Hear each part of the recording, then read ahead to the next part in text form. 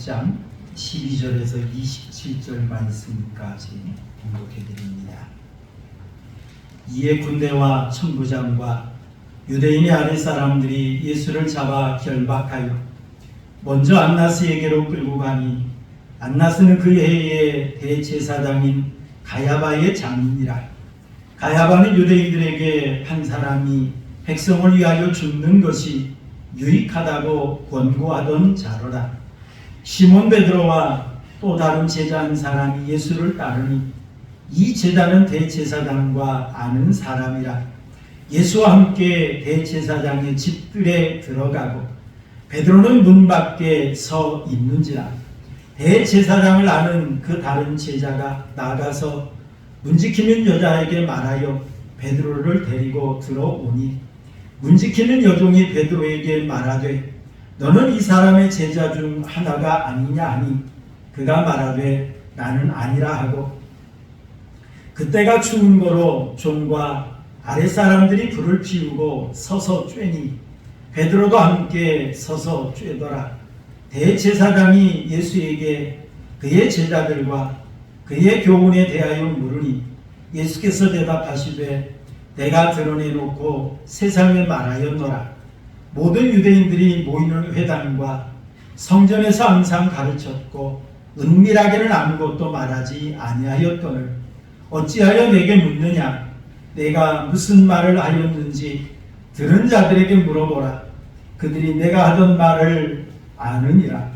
이 말씀을 하심에 곁에 섰던 아랫사람 하나가 손으로 예수를 쳐 이르되 네가 대제사장에게 이같이 대답하느냐 하니 예수께서 대답하시되 내가 말을 잘못하였으면 그 잘못한 것을 증언하라. 바른 말을 하였으면 네가 어찌하여 나를 치느냐 하시더라. 안나스가 예수를 결박한 그대로 대제사장 가야바에게 보내니라. 시몬 베드로가 서서 불을 쬐더니 사람들이 묻되 너도 그 제자 중 하나가 아니냐. 베드로가 부인하여 이르되 나는 아니라 하니 대제사장의 종 하나는 베드로에게 귀를 잘린 사람의 친척이라. 이르되 네가 그 사람과 함께 동산에 있는 것을 내가 보지 아니하였느냐. 이에 베드로가 또 부인하니 곧 달기 울더라. 아멘. 우리 옆에 사람 우리 인사하시겠습니다. 반갑습니다. 주님의 사랑을 사랑합니다. 인사하십니다.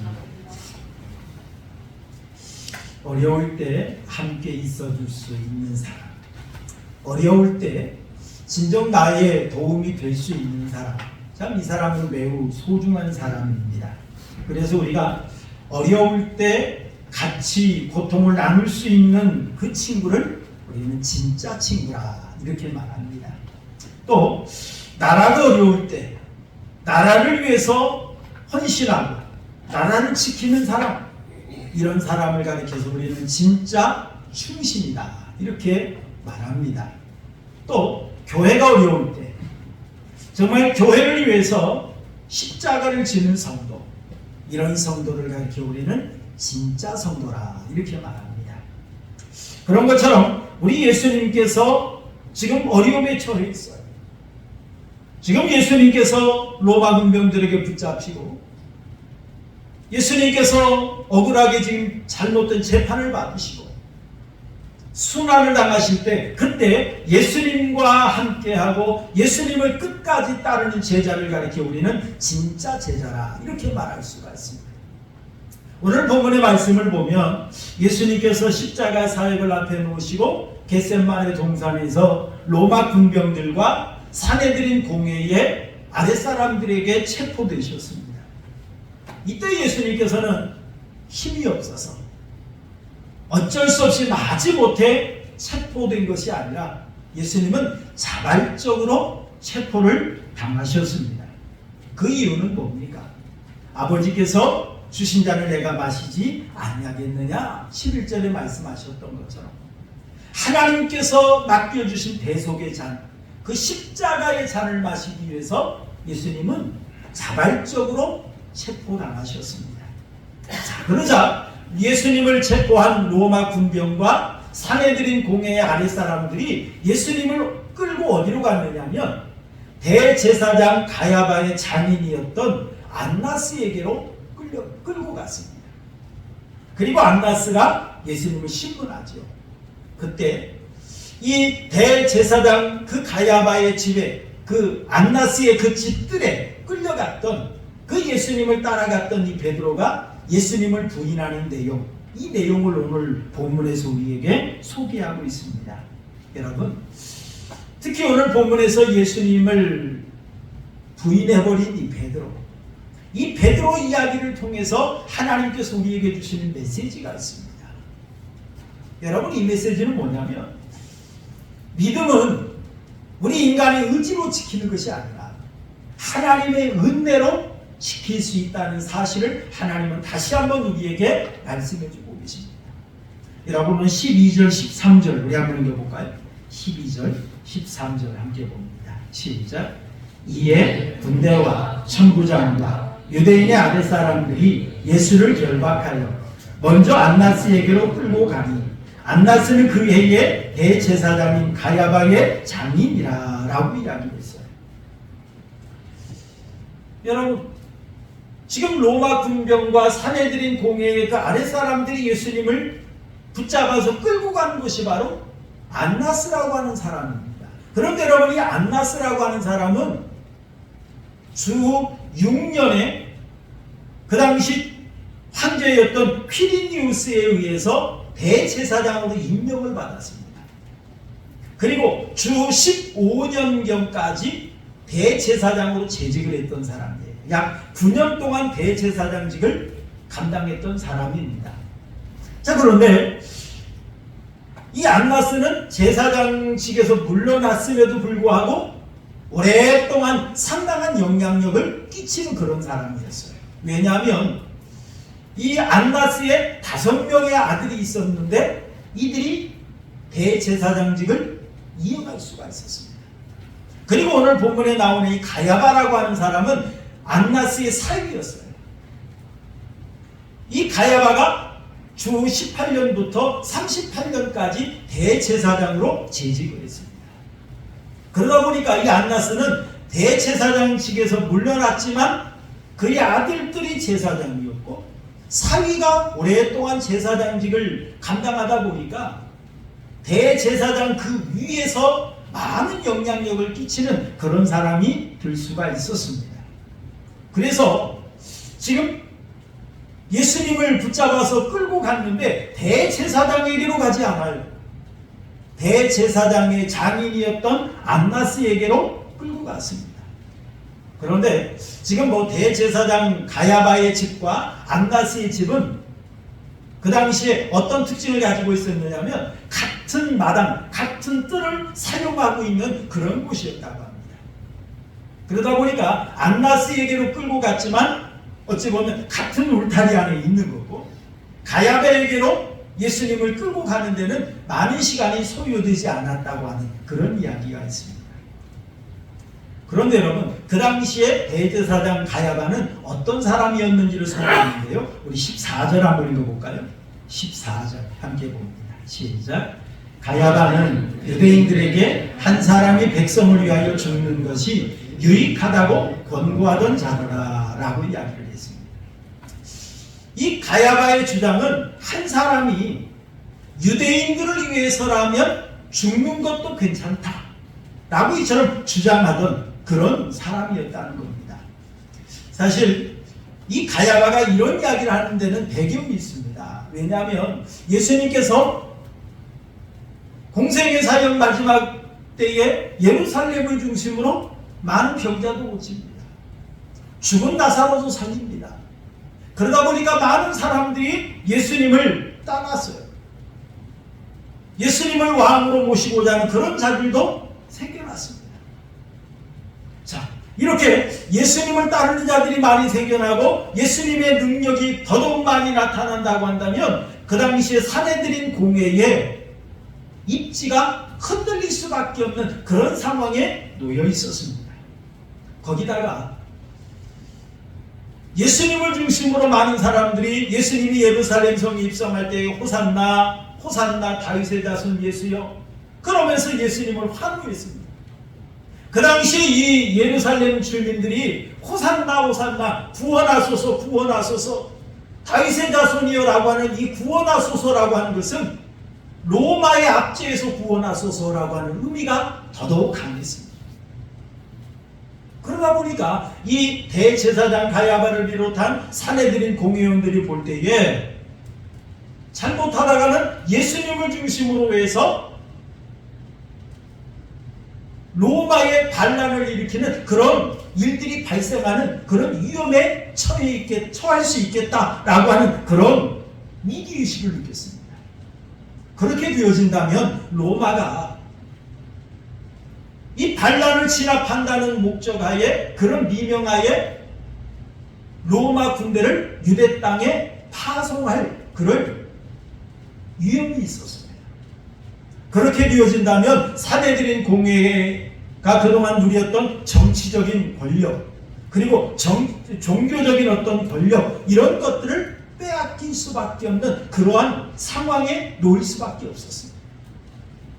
그러자 이런 위기의식에 놓여있던 이 가야바가 한 사람이 죽어서 우리 유대민족들이 평안하다고 한다면 한 사람이 죽는 것도 괜찮다라고 이처럼 말을 했던 것입니다.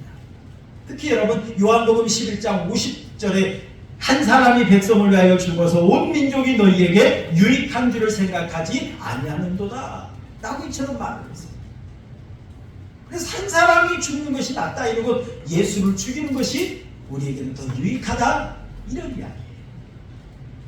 그때 어떤 일이 있었느냐면 우리 15절 함께 보겠습니다. 15절 함께 봅니다. 시작. 시몬 베드로와 또 다른 제자 한 사람이 예수를 따르니 이 제자는 대제사장과 아는 사람이라 예수와 함께 대제사장 집들에 들어가고 라고 이야기했어요.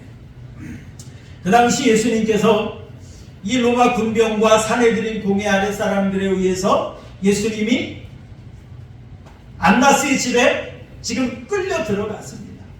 그때 예수님을 따르는 두 제자가 있었습니다. 하나는 베드로라라고 이처럼 소개를 하고 있습니다. 그런데 또 하나는 다른 제자라라고 이처럼 소개를 하고 있어요. 사실 이 베드로는 예수님께서 붙잡히실 때 도망치기는 했습니다만 그래도 예수님께서 어떻게 되시나 라고 하는 그런 염려 속에서 멀찍이 예수님을 따랐다라고 마태복음이나 마가복음, 누가복음에서 소개하고 있는 걸 볼 수 있어요.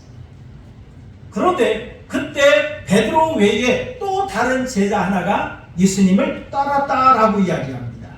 그런데 이 제자는 대제사장과 아는 사람이라 이렇게 이야기합니다. 여러분 여기서 아는 사람이라고 하는 것은 어떤 뜻이냐면 친지나 친구를 가리키는 그런 말이에요. 이 제자가 어떻게 대제사장과 친분이 있고 어떻게 아는 사이인지는 정확하게 알 수는 없습니다. 하지만 이 제자는 대제사장과 분명 아는 사람이었어요. 그리고 이제 우리가 다음에 보겠습니다만 그래서 문지키는 여종도 이 제자를 알아보고 이 대제사장의 집에 들어가는데 제지당하지 않고 자연스럽게 예수님과 함께 그 집에 들어갈 수가 있었습니다. 그렇다면 여러분 이 제자는 누구일까요? 이 제자는 요한복음을 기록한 사도 요한을 가리킵니다. 특히 여러분 이 요한복음 19장 26절에서 27절 말씀을 보면 예수님께서 십자가에 못 박혀 죽으실 때예요. 그때 예수님께서 어머니를 걱정하십니다. 어머니를 걱정하시면서 예수님께서 여자여 보소서 아들입니다. 그러면서 한 제자를 가리키는데 그게 바로 사도 요한이었어요. 그리고 사도 요한에게는 말합니다. 보라 네 어머니라. 그렇게 말하자 그때부터 그 제자가 예수님의 어머니를 자기 집에 모셨다라고 하는 것을 소개하고 있는 걸 볼 수 있어요. 여러분 이를 통해서 이 다른 제자는 사도 요한이라는 걸 우리는 알 수가 있습니다. 자, 우리 16절도 한번 볼까요? 16절 함께 봅니다. 시작.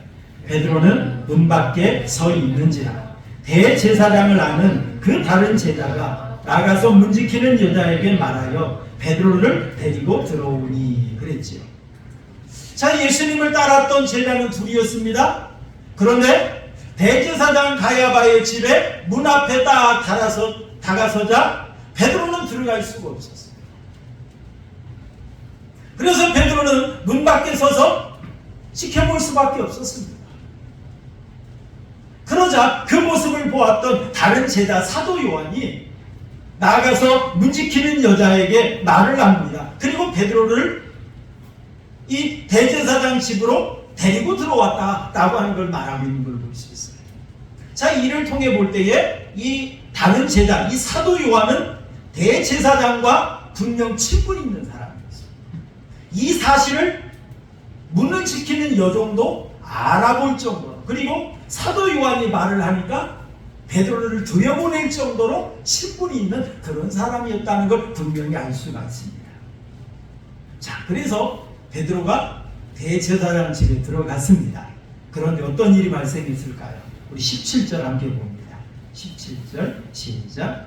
문 지키는 여종이 베드로에게 말하되 너도 이 사람의 제자 중 하나가 아니냐 하니 그가 말하되 나는 아니라 라고 말을 합니다. 지금 베드로가 이 대제사장 집에 어떻게 들어갔습니까?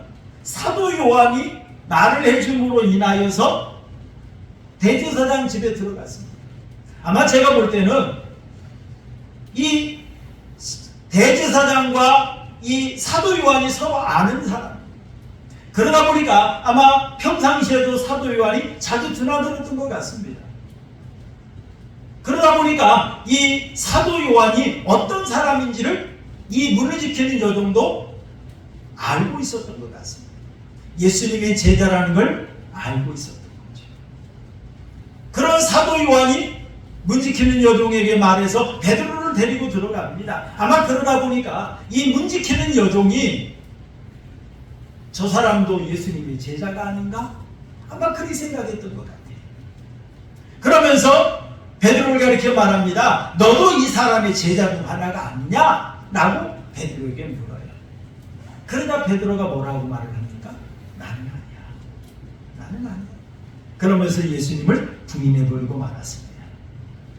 자, 그리고 지금 이제 베드로가 가까스로 지금 이 베드로 입장에서 보면 위기를 모면한 거죠. 나는 아니야 라고 하면서 이제 도망치듯이 아마 제가 볼 때는 사람들 사이로 숨어들었던 것 같습니다.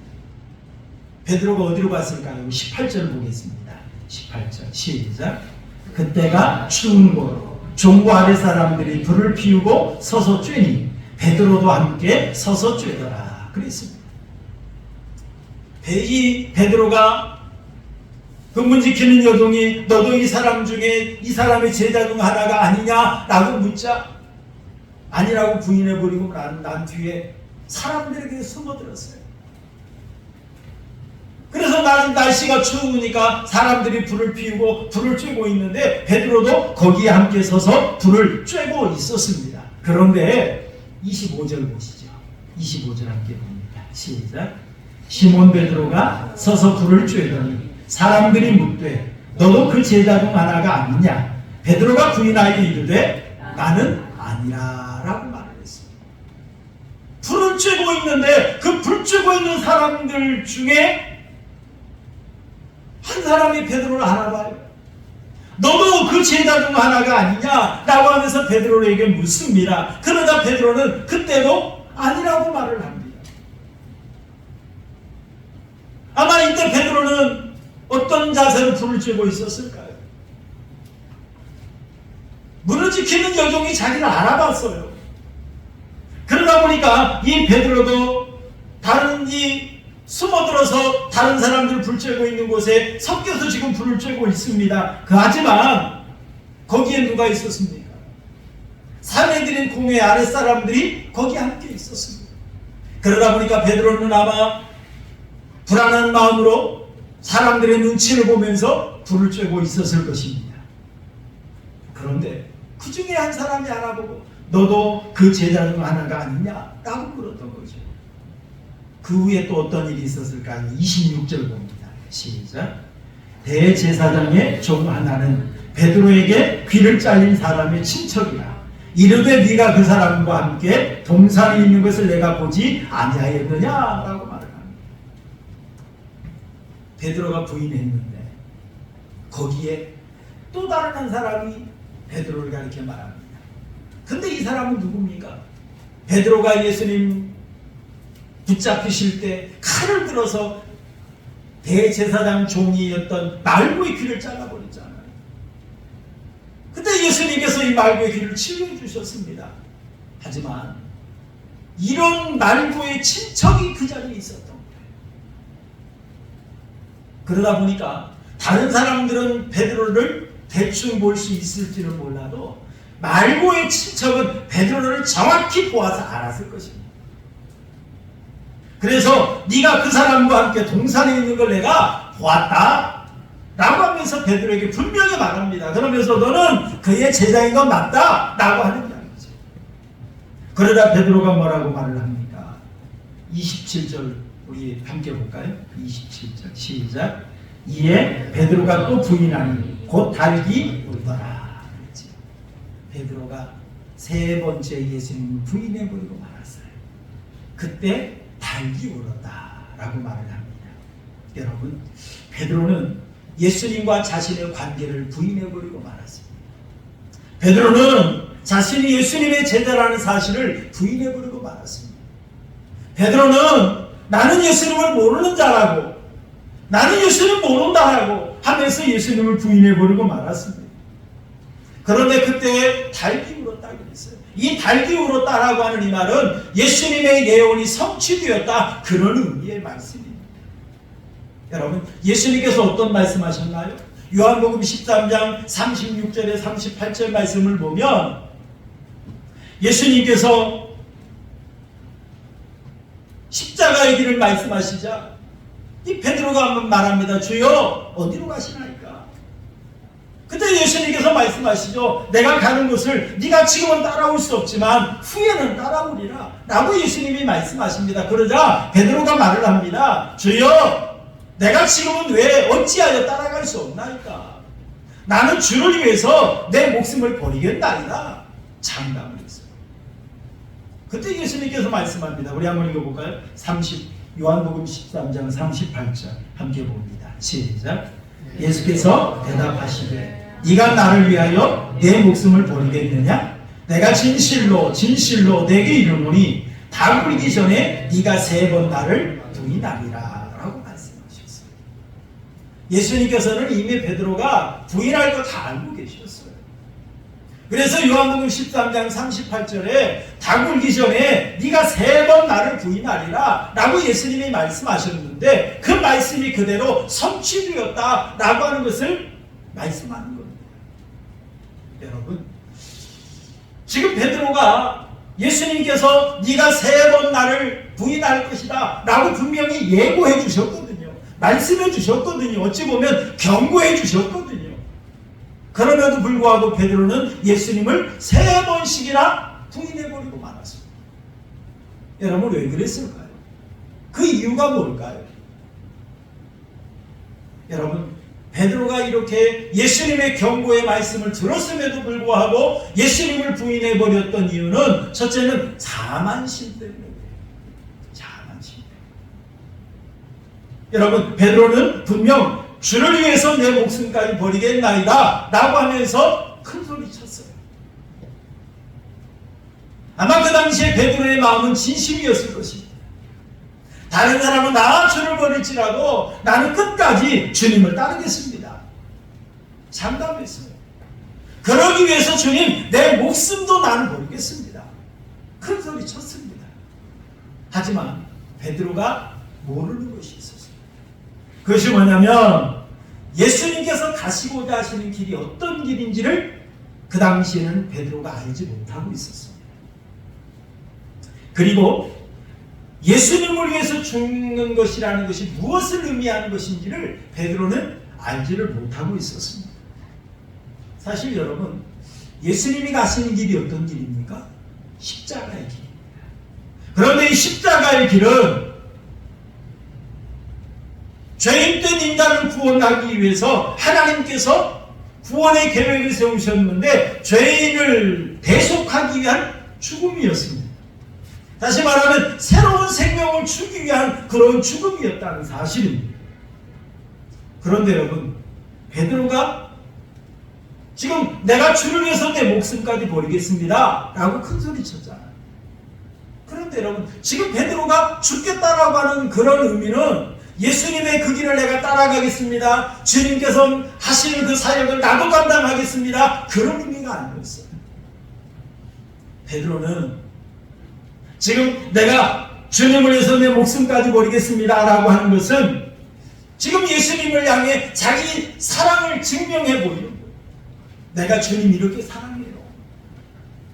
내가 주님을 얼마나 사랑하는지 나는 내 목숨까지 바칠 수 있어요. 주님 이것 좀 인정해 주세요 라고 하는 그런 이야기. 그리고 그뿐만 아니라 다른 제자들에게 자기를 드러내고 싶은 이기심 속에 내가 주님을 위해서 내 목숨까지 버리겠나이다 라고 이처럼 이야기했던 것입니다.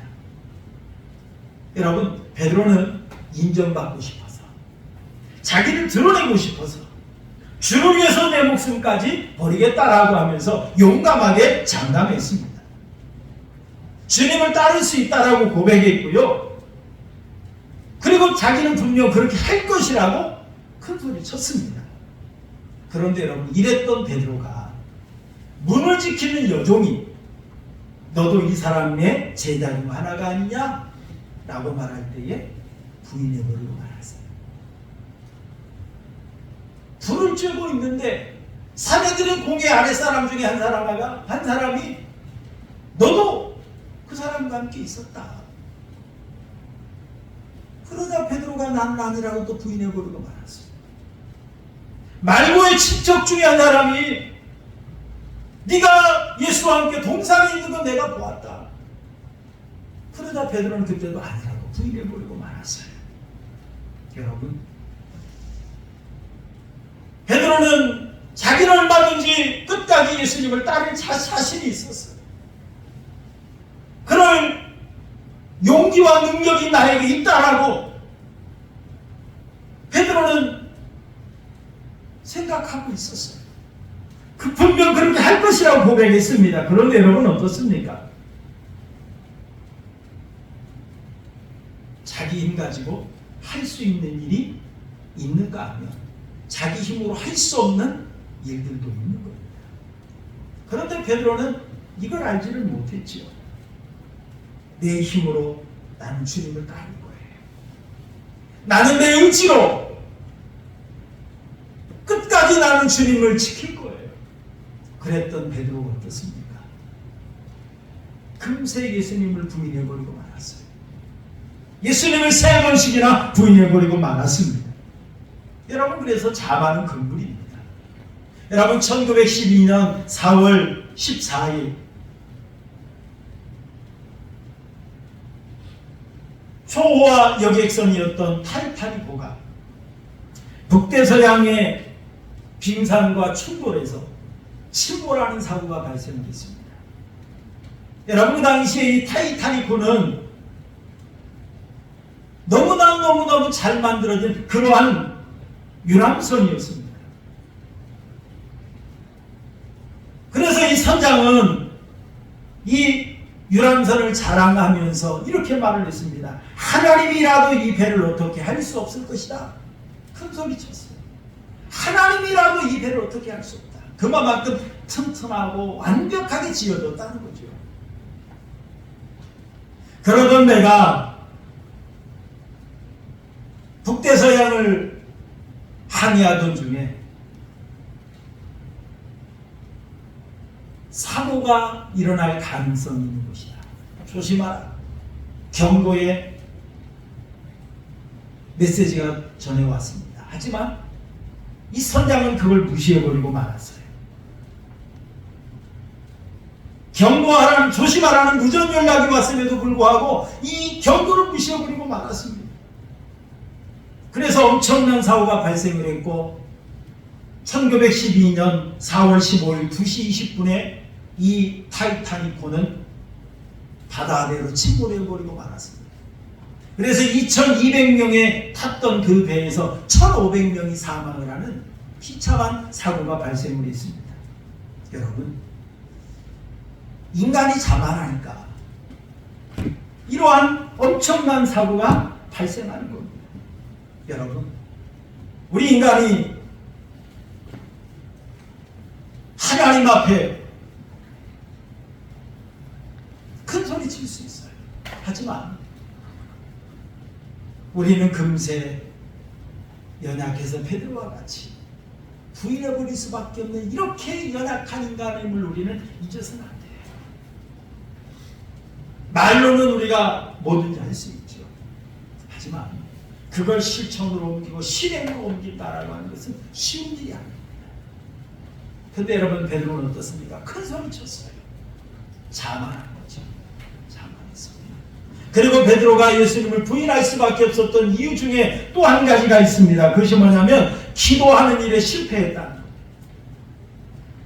여러분, 예수님은 겟세마네 사역을 앞에 놓고 십자가의 사역을 앞에 놓고 겟세마네 동산에서 기도하셨습니다.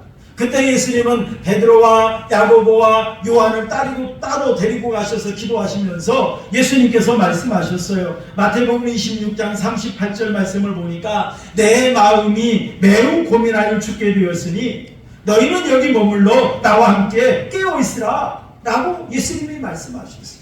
깨어있으라 라고 하는 이 말은 함께 기도하자 라고 하는 그런 말이에요. 그런데 예수님께서 기도하신 후에 와서 보니까 40절에 보니까 제자들이 자는 것을 보시고 라고 말씀했어요. 제자들이 자는 걸 보시고 베드로에게 너희가 나와 함께 한 시간도 깨어있을 수 없더냐 라고 예수님께서 말씀하셨어요. 그리고 41절 우리 한번 읽어볼까요? 41절 함께 봅니다. 시작. 시험에 들지 않게 깨어 기도하라. 마음에는 원이로되 육신이 약하도다. 그랬습니다. 예수님께서 시험에 들지 않도록 깨어 기도하라는 거예요. 마음은 원이로되 육신이 약하다는 거예요. 베드로가 큰 소리 친 거 예수님이 다 알고 계십니다. 하지만 베드로가 큰 소리는 쳤지만 네가 가굴기 전에 3번 나를 부인할 거야 라고 예수님이 경고도 해주셨거든요. 이랬던 예수님께서 베드로의 연약한 육신에 대해서 너무너무 잘 알고 계셨습니다. 그래서 마음은 원이로되 육신이 약하니까 깨어서 기도하라. 다시 말하면 뭡니까? 하나님의 능력을 구하라는 거예요. 하나님의 도움을 간구하라는 거예요. 그런데 베드로는 어땠습니까? 기도하지 않았어요. 여러분, 왜 기도하지 않았을까요? 피곤해서일까요? 그것보다는 제가 볼 때는 나는 기도하지 않아도 할 수 있어. 나는 기도하지 않아도 얼마든지 할 수 있어. 나는 얼마든지 내 의지로 예수님을 끝까지 따를 거야.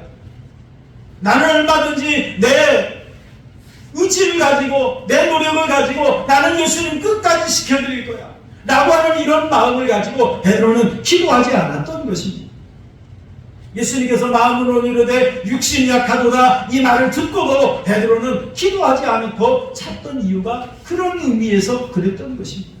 그런데 여러분, 사람의 결심, 장담 믿을 수 없습니다. 여러분, 인간은 시험 앞에 베드로와 같이 연약해질 수밖에 없는 게 바로 인간이에요. 그러므로 우리는 연약함을 인정해야 합니다. 그래서 항상 우리는 항상 깨어서 하나님을 의지해야 돼요. 하나님의 도움을 간구해야 돼요. 여러분, 베드로는 그동안 그의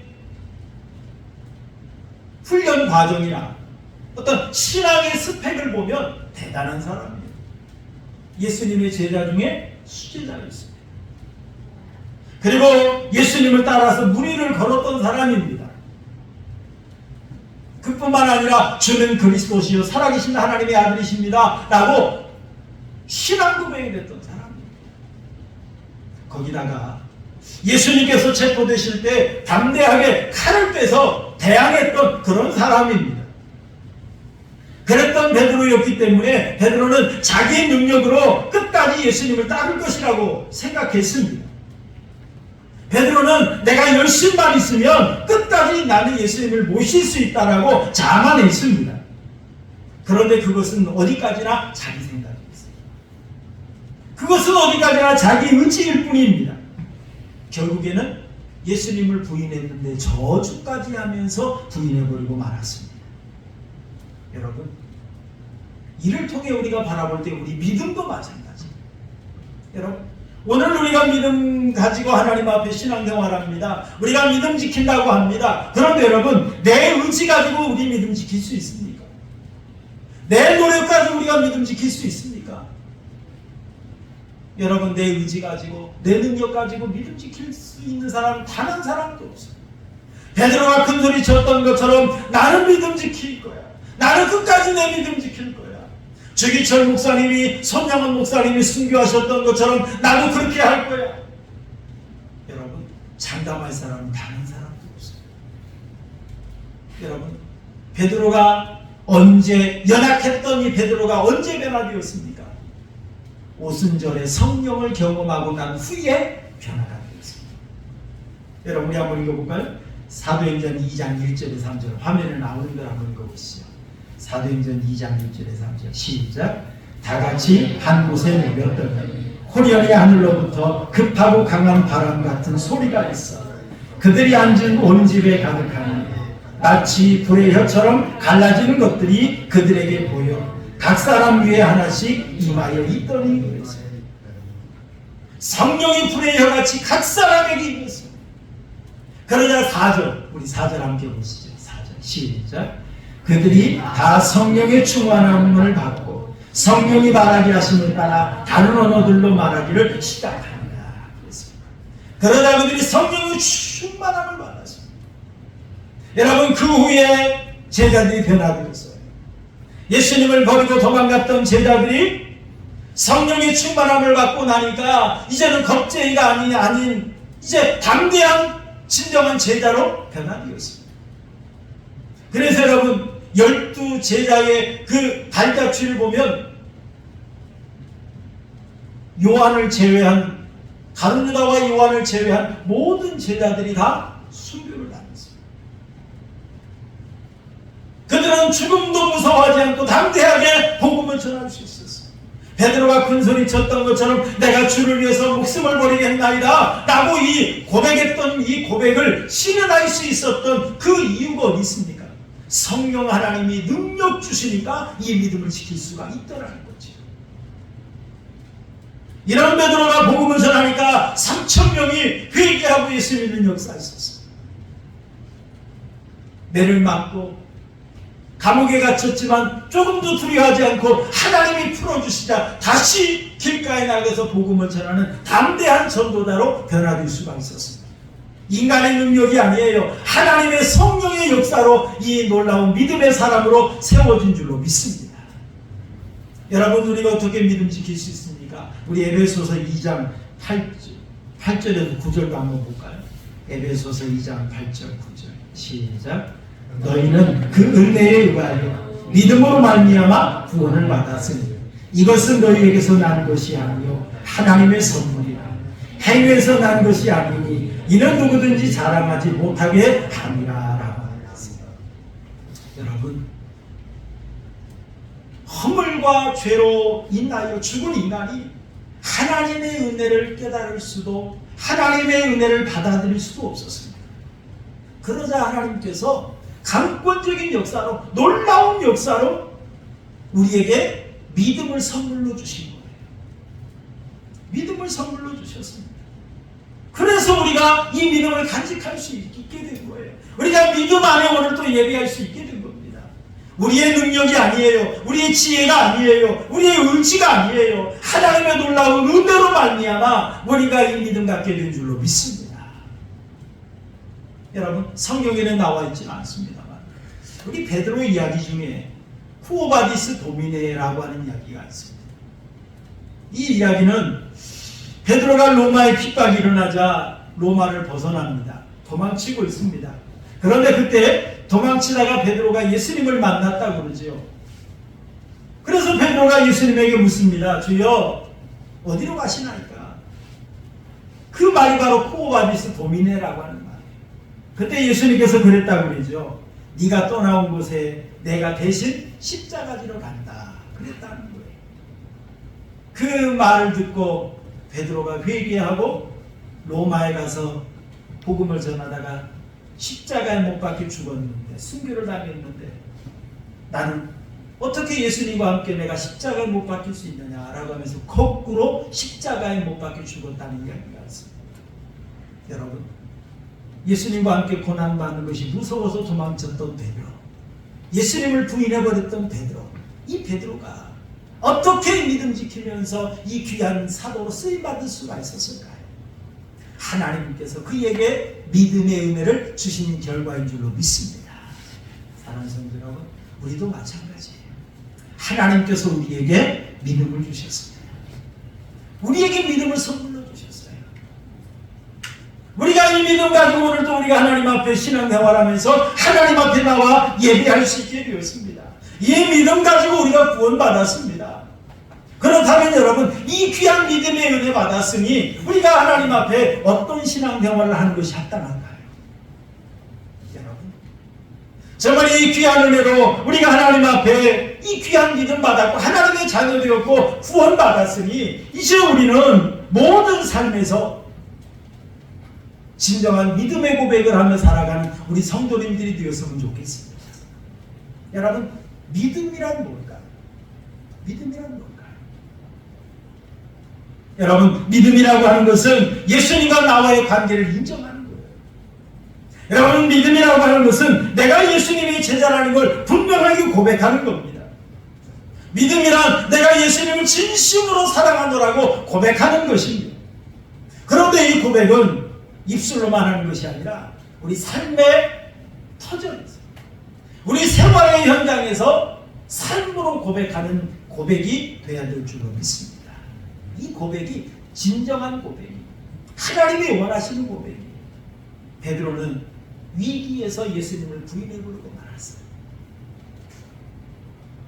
사람들이 너도 그와 함께 있었다 라고 하는 그 말에 겁을 먹고 부인해 부르고 말았어요.